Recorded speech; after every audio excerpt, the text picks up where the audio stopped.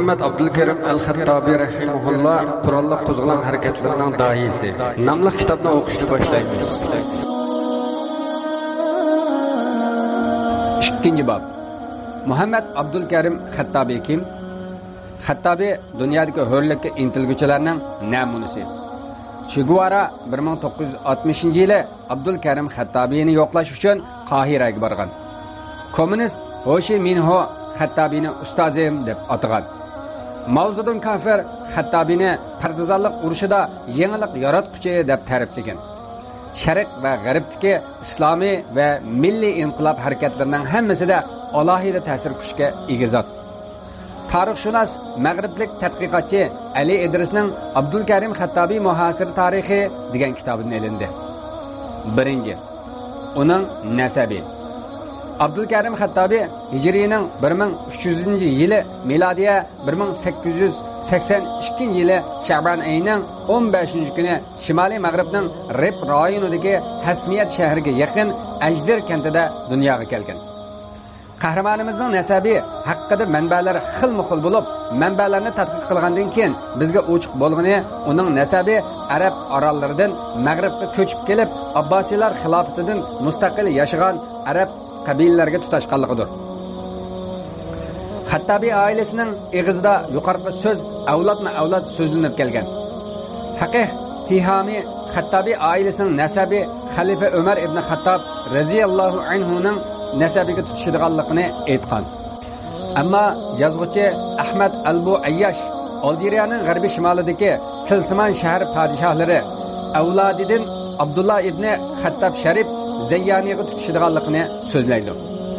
Aniq aytganimizda adorislar zamonidagi Mag'ribga podshoh bo'lgan Imron ibn Idrisning navrlaridandir. Mushu manbalar Xattabining nasabi Mag'ribning sirtidagi qabilalarning ekanligini kuchaytirdi. Lekin boshqalar Xattabining nasabi Mag'ribdagi barbarlarga tutishadiganligini ilgari surdi.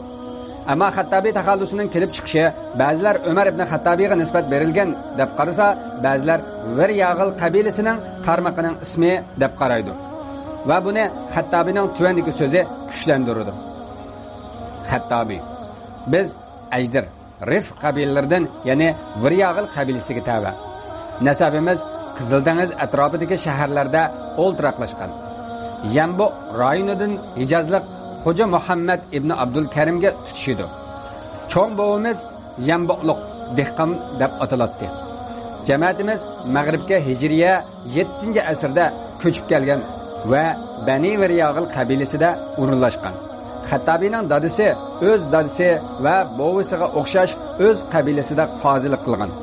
Chunki qabila oqsoqollari ularni o'z qavmiga yaxshi xizmat qilish uchun katta oliy maktablarga o'qishga avatgan edi. Xattabining o'sib yetilishi. Xattabi oilasi odatda jamoat cho'nglari g'arbiy va o'tir Rif zamonida qozilik va yetakchilik xizmatlarini qilgan, siyosiy va ilmiy ortiqchiligi bilan tunilgan oila edi. Muhammad Qur'on va dastlabki islom dini bilimlarini Ajdir yesida dadisi va tog'isi Abdusalomdan o'rgandi. Andin Tetivandagi Atarin madrasaga o'qishga berishdan ilgari Qur'onni yodlab tugatgan edi. Keyin uningdan bakalavrlik unvoniga erishib, Meliliya shahriga o'tkaldi. Undan keyin Qarviyin jamoatida ilm ta'sis qilib, ko'plagan diniy ulamolar va siyosiyonlarga shogirdlik kirgan. Ulardan Shayx Abdusamad ibn Tihami Kandi, Shayx Muhammad ibn Tihami Kinril va Shayx Muhammad ibn Kattani shahid qatorliqlar. Bu ulamolar qahramonimizning ilmiy va siyosiy musofasida va diniy ta'lim tarbiya jihatda ko'p ta'sir ko'rsatgan. Lekin ularning ta'siri dadisi Abdülkerimdek bo'lmagan edi. Haqiqatan Muhammad Abdülkerim o'zining aslimalarida fikri, siyosat va jang ishlarida tunji ustozi dadisi ekanligini tilga olgan. Xattabining o'sib yetilish jarayonida dadisi uni ba'zi bir yig'ilish va siyosiy so'rovlarga asosliq vakil qilib avatadi. U xasta o'qiyotgan chig'ida dadisi uni 1908-yili Sultan Abdul Aziz uchun siyosiy o'mak bo'lishga tayinlagan edi.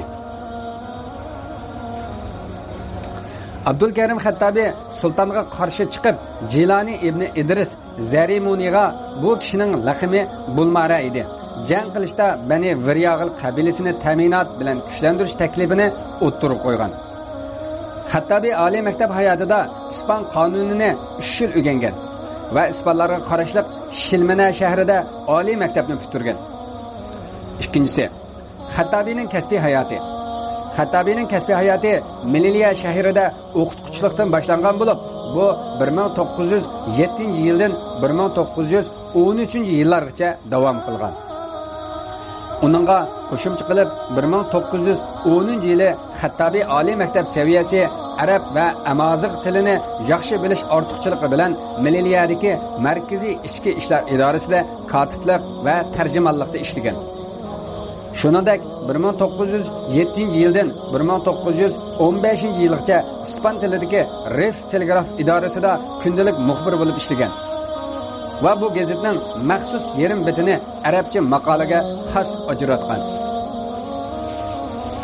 Xattabiy dadis akademiya ustozligiga tayinlandi. Mushunga o'xshash Xattabiy yoshlik mezgillarida siyosatga bosib kirib, ma'arif, adliya, axborot va siyosiy vazifalarni o'z ichiga olgan siyosiy reallik bilan bevosita uchrashdi. Xulosa qilganimizda, Xattabiy tarbiyalanish jarayonida nurg'unlagan yaxshi xislatlar va dehqonlarni yetaklash va harakat qo'zg'ash salohiyatiga ega iqtidorlarni o'ziga mujassamladi. Xattabiyning nasabimi martabalik esil oiladan kelib chiqqan bo'lib, uning ijtimoiy o'rni yuqori ko'targan edi. Shuningdek, Xattabiyning madaniyat saviyasi yuqori, faqih ustoz, natiq da'vatchi, tarix ilmlariga mohir, qonuniy idora qilish ishlari va ispanlarning ahvolini obdan biladigan kishi edi. Mana bu qobiliyat uni mislsiz qo'mondon, jasoratlik yigit, yigani siyosiyon qilib yetishtirgan edi.